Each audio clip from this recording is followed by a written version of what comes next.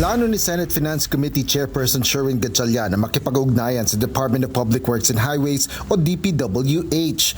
Kaugnay ito sa hiling ng ahensya na ibalik ang 45 billion pesos na natapya sa kanilang panukalang budget dahil sa overpriced projects. Ito ay matapos ipagpaliban ng Senado ang Bicameral Conference Committee meeting dahil sa deadlock o hindi pagkakasundo ng dalawang kapulungan ng Kongreso kaugnay ng issue. Sa kabila nito, umaasa si Senador Gatchalian na matatapos na rin ang Bicam bukas. Kaya naman, no? Of course, lumiliit, but I'm optimistic kaya naman matapos. But yung siyempre nakakain na ngayon namin yung mga buffer days, pero kaya naman.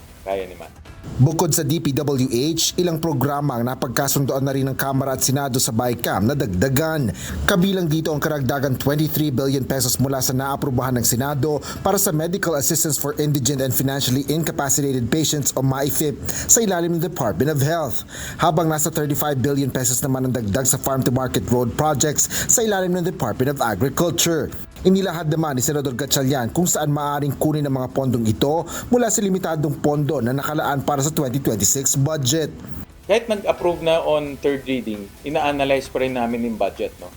Marami kaming nakikitang mga overstated kasi mga ahensya pag nagbigay ng request, hihingi sila ng malaking amount pero ang kailangan pala nila maliit na amount lang. No?